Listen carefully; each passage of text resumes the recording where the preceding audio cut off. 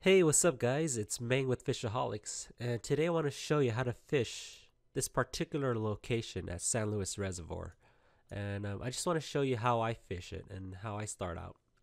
So this is a map of San Luis Reservoir, and I'm using Google Earth Pro. Now, you can download that for free on Google, and this feature is called the historical imagery feature, and what it does is it allows you to go back in time to a point where the water is lower than it currently is, because right now, as of October 2017, the water is almost at capacity. So all this stuff that you see here is underwater, which is really good because I can see exactly where these little humps and valleys are. And that's pretty much what we're fishing today. Romero, and I just want to show you how I'm doing that.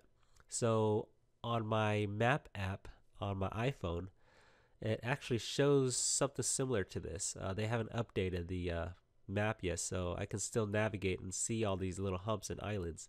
And basically what we're doing is we're just going over these islands.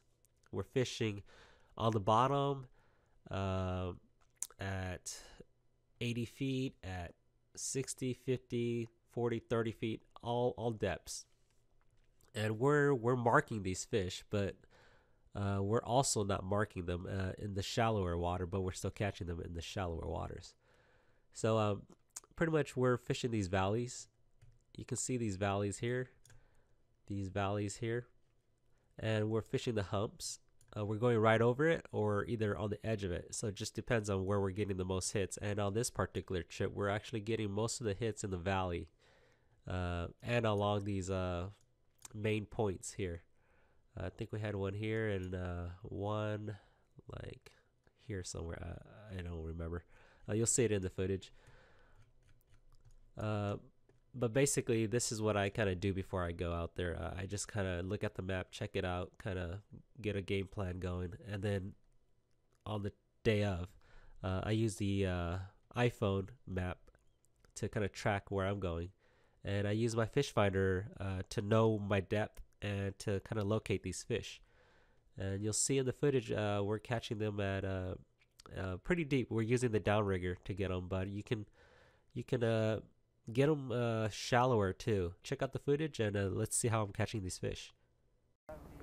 Alright, so at this location we're fishing near the Romero Point, and you can see the Romero Visitor Center in the background, and we're just resetting here, and we're fishing in I'd say this is about 100 feet of water to the bottom, and we're letting out 100 feet of line, and then we're tying it onto the downrigger, and then we're gonna be hovering just above the bottom or in 30 feet. And I think John's fishing at 30 feet, and I'm fishing at about 49 to 50 feet.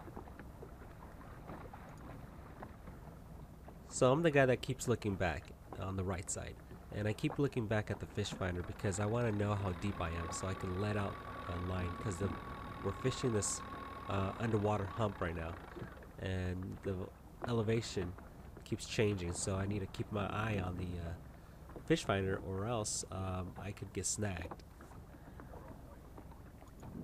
Now I'm using my phone as a navigation, and as I'm doing that, my rod goes off.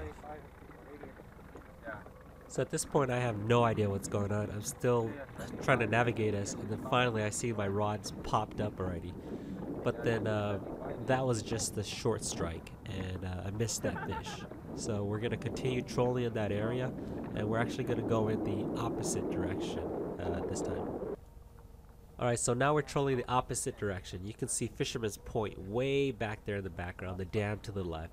And if you look at the rod on the right, the one on the downrigger, it's actually kind of shaking. You can't really see it in the footage, but then it was barely moving. So it didn't come off the clip, so I didn't pop the rod up. But when you see the rod shaking, that's usually a fish on. So something to keep in mind next time if you're using downriggers, if you have two downriggers actually, when one catches fish, you want to go to the other one and adjust it to that same depth. because there could be multiple fish at that depth, and that could be the magic depth. And I like to do that a lot, and I've caught fish in the past doing that.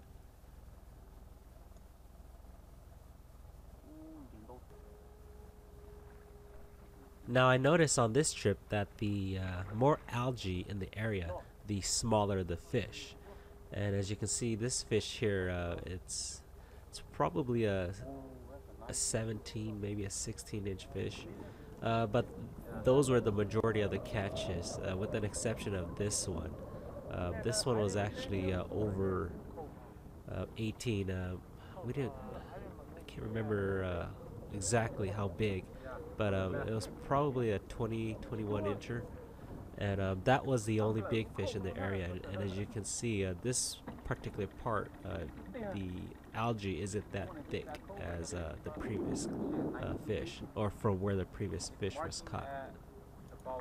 Alright, so a quick rundown of today's gear. I'm using Daiwa Wilderness trolling rod, and I'm pairing that with an Akuma cold water line counter reel. And I'm using the Tackle Builder sea rigs, and I've caught well over 100 fish with this combo, and it's a tried and true setup. So go check it out, and I'll have the links in the description below. And if you haven't subscribed yet, hit that subscribe button. And if you're on Snapchat, check me out on Snapchat at Meng. And I usually do all my snaps every trip, kind of behind the scenes kind of deal. So thanks for watching.